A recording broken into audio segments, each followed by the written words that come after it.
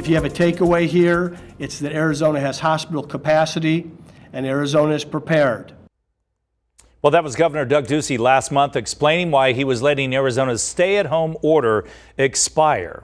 One of the big reasons, as you just heard there, was his belief that Arizona did have enough hospital beds to go around if there was another spike in COVID-19 cases. But was that decision based on some bad numbers? On Friday, the State Department of Health Services revealed they were not counting the number of ICU beds available correctly. So how does a mistake like that happen, and how many beds does Arizona have for people who get sick? Maria is answering those questions for us this morning. Maria.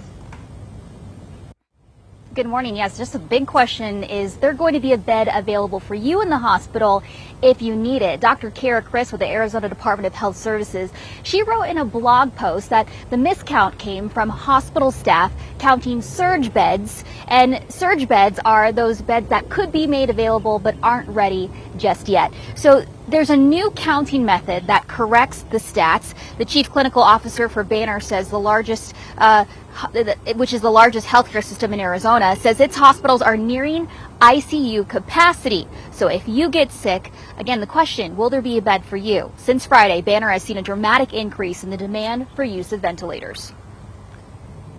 On Friday, we had to put ourselves on a list where we could no longer accept those patients. So those are all concerning trends, and one that we wanted to make sure that the community was aware of so that they could increase those good behaviors that we've all been hearing about, so that we can try and reduce that trend or at least stabilize it.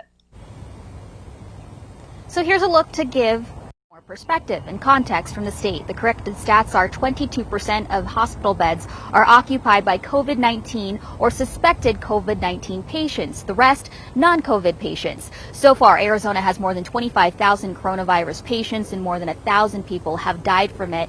And we know that the number of coronavirus cases has actually doubled in less than a month. Experts worry those numbers could spike, especially because of all of the thousands of people gathering for protests. Back to you.